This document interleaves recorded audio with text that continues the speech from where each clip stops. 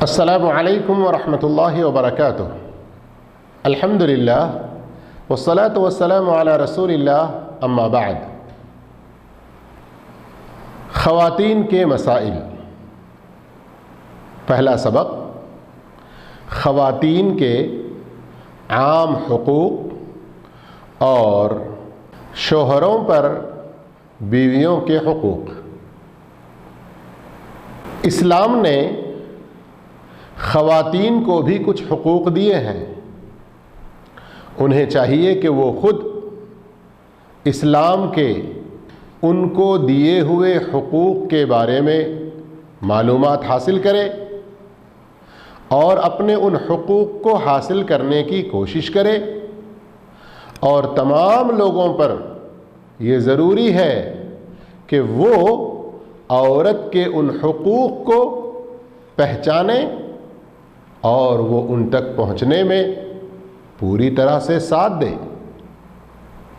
اور اسلام کی یہ خوبی ہے کہ دوسرے اور بہت سارے بدلے ہوئے دینوں میں، بہت ساری قوموں میں عورت کو جو انتہائی حقیر نظر سے دیکھا جاتا، اس کو ہر طرح کے حقوق سے محروم کیا جاتا، اسلام نے ویسے نہیں کیا۔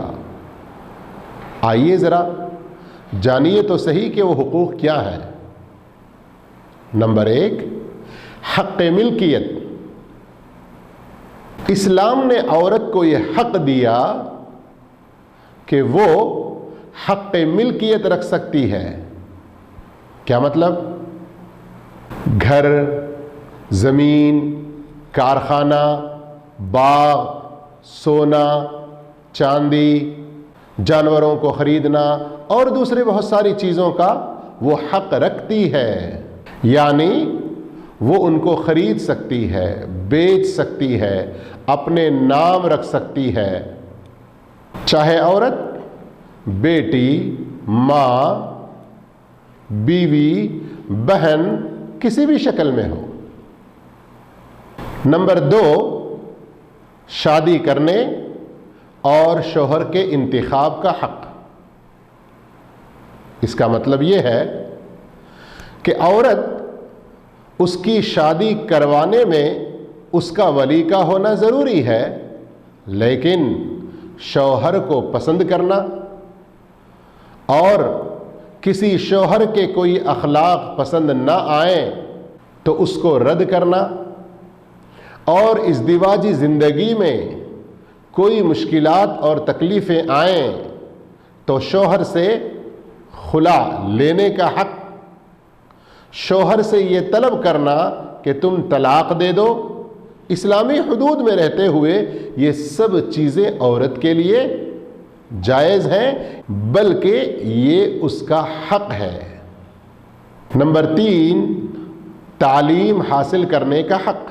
عورت کو یہ حق حاصل ہے کہ وہ اللہ کی عبادت صحیح طریقے پر کرنے کے لیے دین کی جو چیزیں اس پر واجب ہیں ان کے بارے میں جاننے کے لیے علم حاصل کرے۔ اسی طرح اسلامی آداب اور حق زوجیت کو ادا کرنے کے بارے میں علم حاصل کرنا یہ اس کا حق ہے۔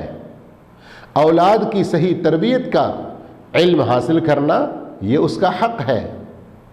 اللہ عز و جل کا حکم علم حاصل کرنے کے بارے میں جیسے مردوں کو ہے، اس حکم میں عورت بھی شامل ہے۔ اللہ نے فرمایا فَاعْلَمْ أَنَّهُ لَا إِلَهَ إِلَّا اللَّهُ، اس بات کا علم حاصل کرو کہ اللہ کے سوا کوئی سچا معبود نہیں ہے۔ یہ حکم جیسے مردوں کے لیے ہے ویسے ہی عورتوں کے لیے بھی ہے۔ نبی کریم صلی اللہ علیہ وسلم نے فرمایا، ابن ماجہ کی صحیح حدیث، طلب العلم فریضۃ علی کل مسلم، علم کا حاصل کرنا تمام مسلمانوں پر فرض ہے۔ تمام مسلمانوں میں جیسے مرد ہیں ویسے عورتیں بھی شامل ہیں۔ تو علم کا حاصل کرنا اس کا اپنا حق ہے۔ نمبر 4، مال خرچ کرنے کا حق۔ جیسے پہلا حق آپ نے جانا کہ حق ملکیت اس کو ہے، تو جو مال اس کے پاس ہے اس کا اپنا مال، وہ چاہے اپنی ذات پر خرچ کرے، اپنے ماں باپ، شوہر اور بچوں پر خرچ کرے، اس میں سے کسی کو صدقہ خیرات کرے، یہ اس کا حق ہے، کوئی اس کے اس حق کو چھین نہیں سکتا ورنہ ظالم بن جائے گا۔ ہاں، عورت اپنے ان حقوق کا صحیح تصرف کرے،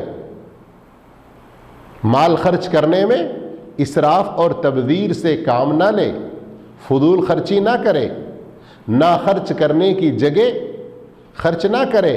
ایسے وقت میں جو اس کا ذمہ دار ہے، شوہر یا باپ یا بھائی، اسے یہ حق ہے کہ اسے سمجھائے اور غلط جگہ خرچ کرنے سے اس کو روکے۔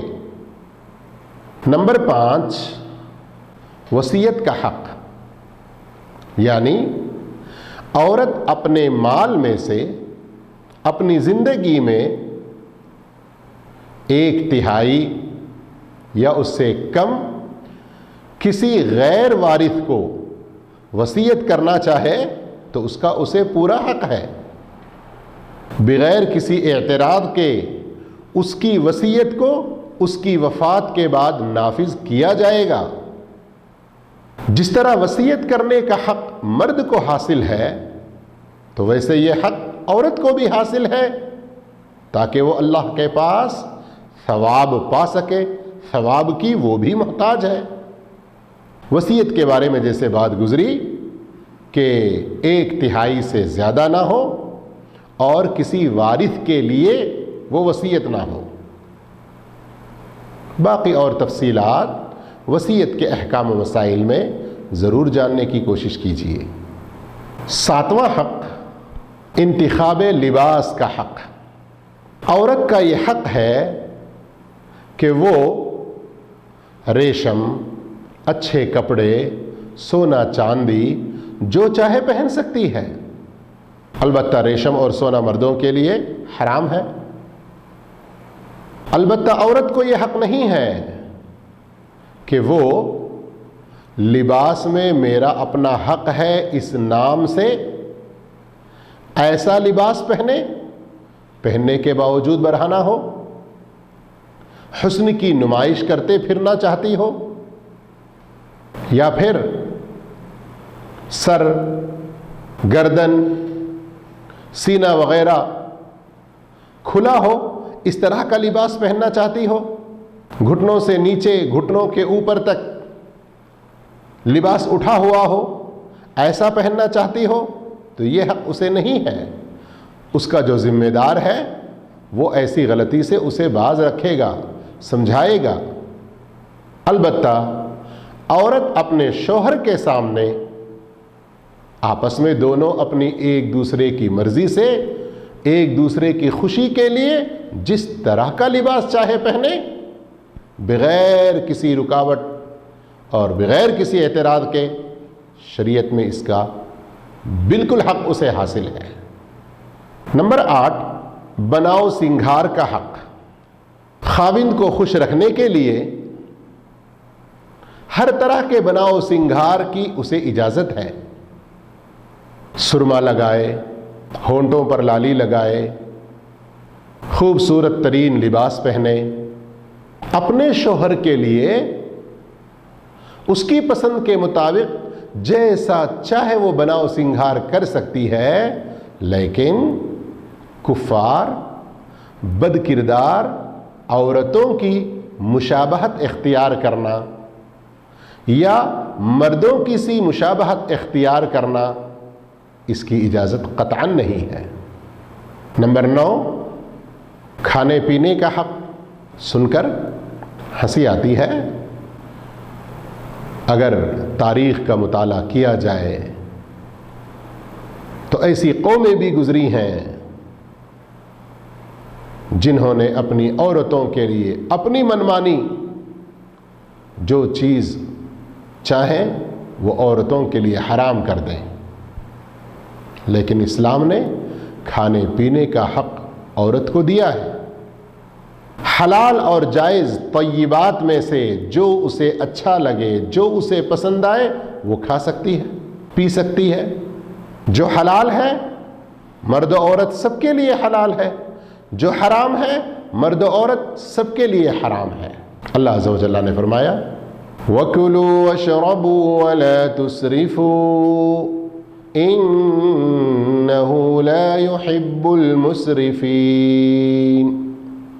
کھاؤ پیو، اسراف نہ کرو، بے شک اللہ اسراف کرنے والوں کو پسند نہیں کرتا۔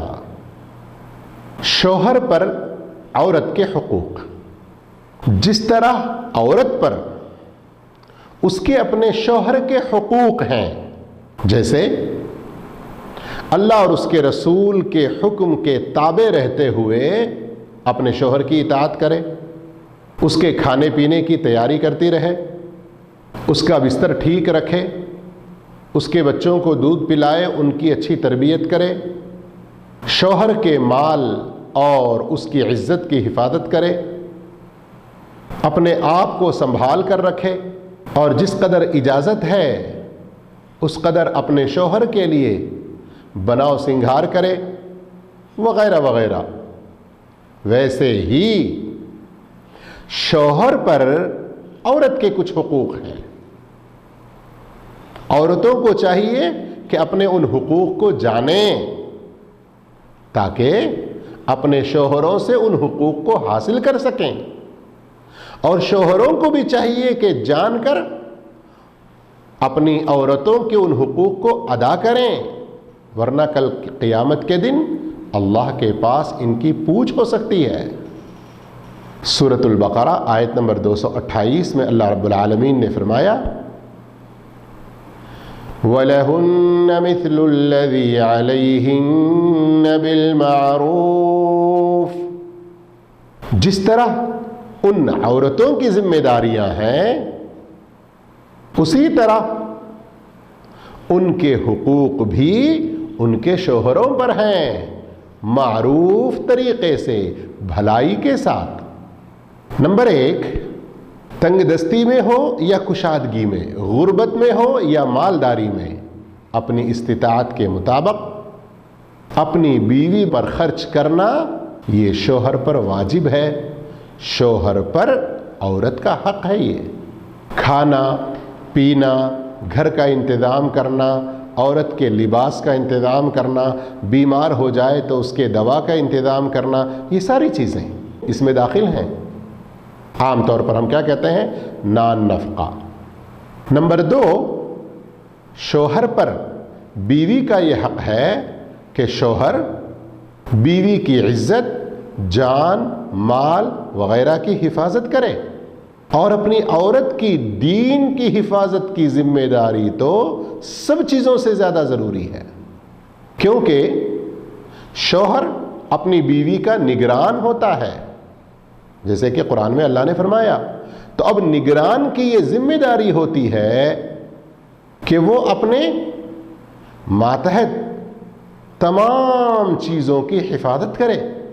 نمبر 3، دین کی بنیادی ضروری تعلیم اپنی بیوی اور بچوں کو دینا۔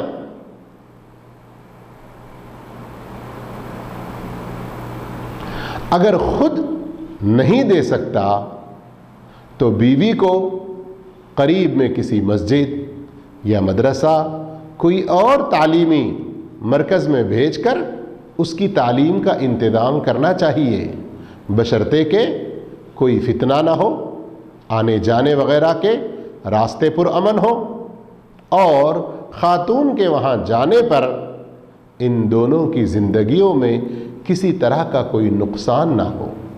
شوہر پر بیوی کا چوتھا حق اپنی بیوی کے ساتھ بہت اچھا اور عمدہ سلوک کرے۔ اللہ عز و جل نے فرمایا وَعَاشِرُوهُنَّ بِالْمَعْرُوفِ، اپنی بیویوں کے ساتھ بھلے طریقے سے سلوک کرو، ان کے ساتھ خوش اسلوبی کے ساتھ زندگی گزارو.